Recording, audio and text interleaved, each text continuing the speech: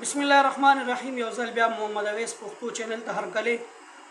پښتو ادب او پښتو کله شروع شوه، پښتو د کم ځای نه شروع شوه، په هغې باندې موږ څه لږه ډېره روشنایي اچولې. او بیا د پښتو چې کوم مشهور شاعران دي، قدیم شاعران، رحمان بابا، خوشحال خان خټک، کاظم خان شیدا، د دې نه علاوه چې کوم مشهور شعرا دي په هغې باندې څه لږې ډېرې خبرې کړې وي. نن به موږ د امیر حمزه خان شینواري کوم چې د پښتو بابا بللی شي په هغه باندې، د هغه په ژوند باندې، د هغه په شاعرۍ باندې څه لږې ډېرې خبرې کوو. امیر حمزه خان شینواري څوک و، په کوم ځای کې پیدا شو، او شاعري څنګه شروع کړه، او د پښتو لمنې ته کومه شاعري ورکړه، او سره ګلان د پښتو په لمن کې وکرل، هغه به موږ نن په دې ویډیو کې وو. ویډیو ته تلو نه مخکې که چینل نه وي سبسکرایب کړی نو چینل سبسکرایب کړئ، ملګرو سره ویډیو شیر کړئ چې داسې د پښتو د ادب په حوالې سره او د پښتو په حوالې سره معلوماتي ویډیو اول تاسو ته رسي.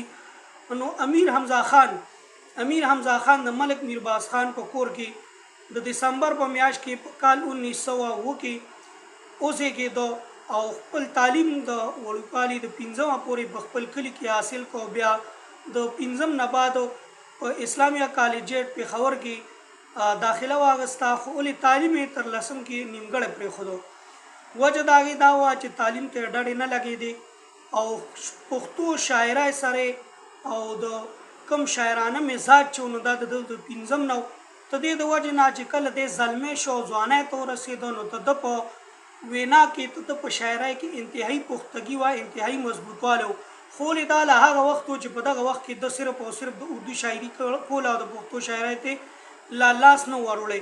په کال 1930 عیسوي کې کله چې د پلار د مرګ نه پس د حضرت سید عبدالستار شاه چشتي نظامي نه لاسنیوه وکړه او د سلوک او تصوف دنیا کې قدم کېښودو، نو د خپل پیر په وینا یې د اردو په ځای په پښتو کې شاعري شروع کړه، او د بزم ادب په نوم باندې یو ادبي ټولنه هم جوړه کړه. د تصوف سره سره د پښتو ادب ناوې سینګارولو ته ملا وتړله.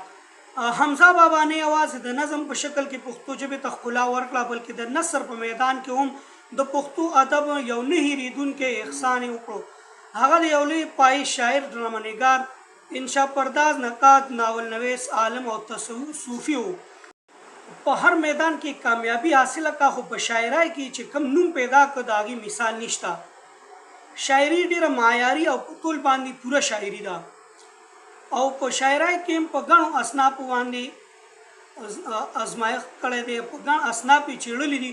خو د غزل چمن کې چې د خپل فکر کوم ګلونه کرلي دي، هغه د خوشبوین دا چمن به تر تله د خزان نه د باد نه ساتي او بچ پې لري.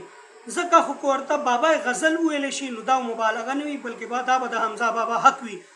د حمزه بابا د غزل یو څو اشعار به طور نمونه به وو چې پاتې مې اسرې د هغه سترګو ته، پاتې مې اسرې د هغه سترګو ته، او اوس مې ویښې شپې د هغه سترګو ته، او ځان مې تر د ژوند دانه دانه کړله، ځان مې تر د ژوند دانه دانه کړله، او اوښکې مې تسبیح د هغه سترګو ته، او اوس مې ترې بېلتون لرې ویستی نه شي، اوس مې ترې بېلتون لرې ویستی نه شي، او سترګې مې نږدې د هغه سترګو ته، او ګوره د محفل د پتنګانو حال، ګوره د محفل د پتنګانو حال، او ټولې ډیوې مړې د هغه سترګو ته.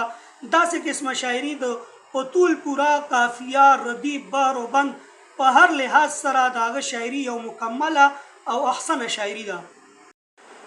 د حمزه بابا د ډېرو تصنیفات مصنف دی چې څه د نثر او څه د نظم په شکل کې دي.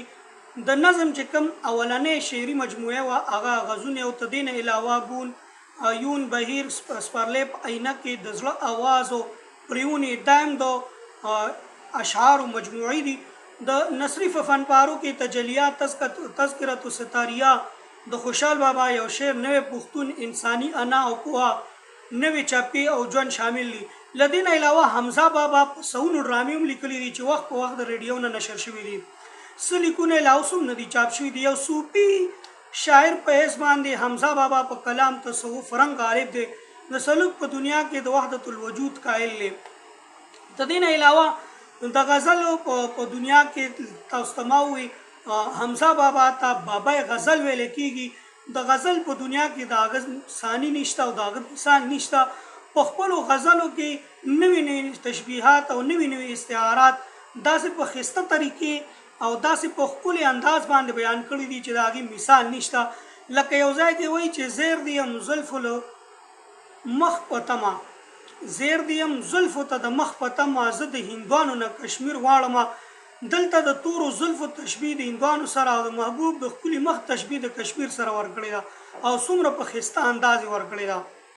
تر دې نه علاوه د پښتو په مختلفو موضوعاتو باندې مختلفو خیالاتو باندې خبرې کړي دي او دا نوموړ شاعر په 18مه فروری په 1994 کې د دې دنیا نه رخصت شو، سای ورکو او په 19مه فروری په 1994 کې خارو ته وسپارلی شو. خولې د پښتنو په زړونو کې به تر قیامته پورې ژوندی وي.